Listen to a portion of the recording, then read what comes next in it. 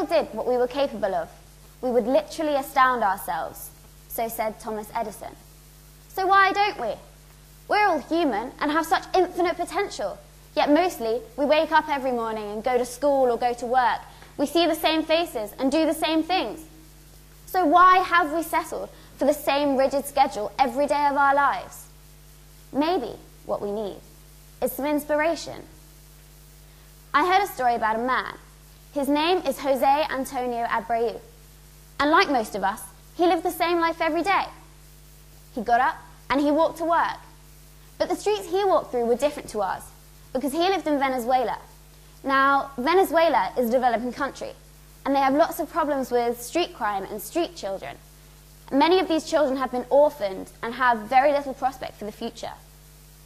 Now, this man recognized the problem, and he went to the authorities, and he persuaded them for their funding on the promise that he could help resolve the problem.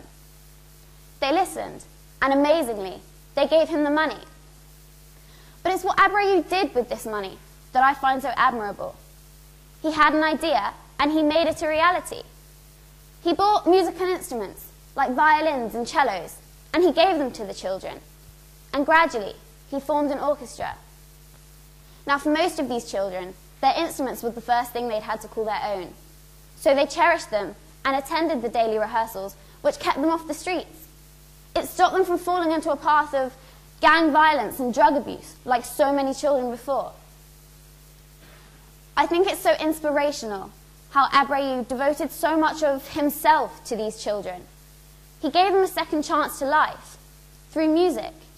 The orchestra taught them the importance of working together and how to be compassionate with one another.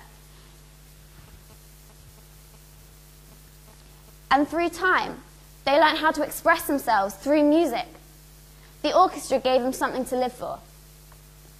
Very quickly, hundreds of thousands of children became involved with the program. In fact, recently, a study conducted by a bank showed that for every dollar invested in the system, or El Sistema as it's called, saved $1.68 on social dividends. In other words, it was cheaper to invest in El Sistema than in policing, prisons, or probation, for example. I chose to share this story with you because it made me realize how much of an impact a person could have. It all started with one man, with one idea, a man with inspiration and a real desire to create change. And thanks to him, thousands of children all over the world who were born into unforgiving circumstances have had a completely different life. I find his passion and his perseverance overwhelming. I wish I could be more like him. Have you ever wanted to do something and not done it because you didn't have the motivation? Maybe you don't need motivation. Maybe what we need is inspiration. I think our world needs more people like Jose Antonio Abreu, and maybe even a little more inspiration.